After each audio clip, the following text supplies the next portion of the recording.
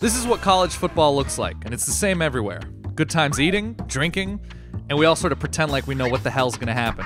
So even though I'm in New York and not on campus, all season long, I'm eating, drinking, and figuring out what the hell's gonna happen in the games of the week.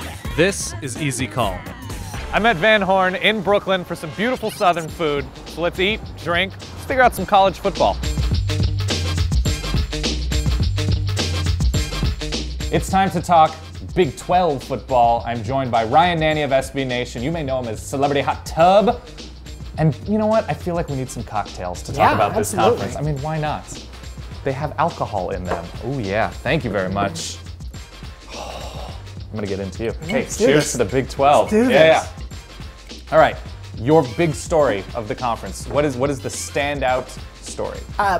I'll just go with the obvious one and say Texas and Charlie Strong. Everybody's obviously going to be looking at this. It's the biggest change that any of these schools has had in a long, long time, and the focus is going to be miserable. I do not envy him one bit. Texas fans! Yeah, it's not going to be all that fun. No, it can't be, because it's not like the schedule gets any easier for him right out the gate, and the expectations are not going to be any lower. Even though he's trying so hard to just be like, hey, you know, maybe we won't win the Olympics this year. Right. And everybody's like, I don't care that we don't play the Olympics. We want that medal. I'm going with Baylor just because I want to see how well they can sustain success. Putting up 9 million yards a game last year. The rotation guys stepping in for the guys that are leaving are all pretty good. Their offensive skill is really good. They have a quarterback returning again in Bryce Petty. That's going to be fun for me. My question now is, who takes a step back from that sort of top half of the Big 12? I will stick with Texas, unfortunately. Oh, yeah. I'm making Texas fans so mad already. But what specifically about Texas has you concerned? The quarterback situation is so unsettled right now. The spring game really did not answer any questions in a positive way. Yeah, David Ash's health, not in a good place. Yeah, so given that they're still playing a tough out-of-conference schedule with BYU and UCLA, I don't see this going in a positive direction for Texas. I think long-term they're doing the right things they need to build the success of the program. But yeah, I don't think this is I'm selling a little bit on Oklahoma State, not for like the dramatic big picture reasons, but just because they lose so much. They lose their offensive line coach to Texas, the attrition on defense. They lose like a bajillion starters and rotation guys. That's a real number. That's true.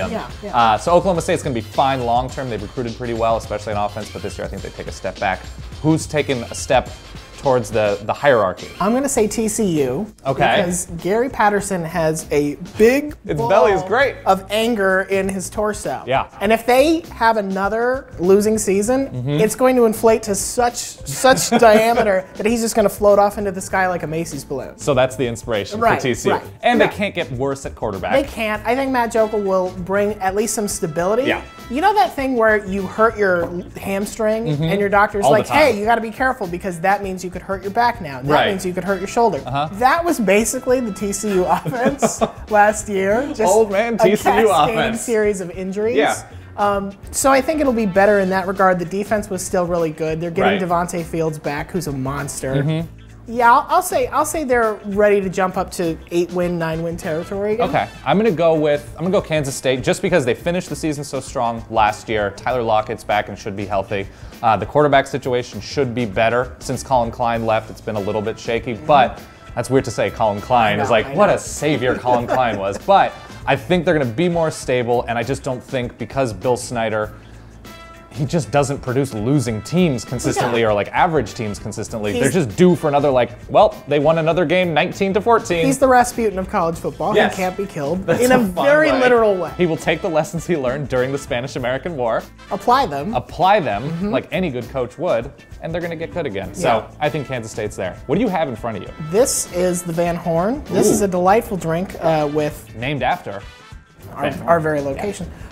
Bourbon, chartreuse, and honey.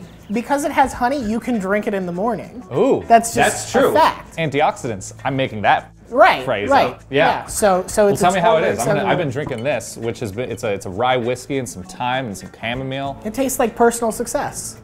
Is that what it tastes like? That's what I'm getting hints of personal success. So nothing to do with Texas. Yeah. So this is Father Time because appropriate flora. Yeah. I like sprigs. I'm a big sprig fan. Right. And on that note, we're going to drink our cocktails, keep talking about how weird the Big 12 might be, but be sure to check out all preview videos on SB Nation because they're fun, we're eating, we're drinking, and come on, it's college football.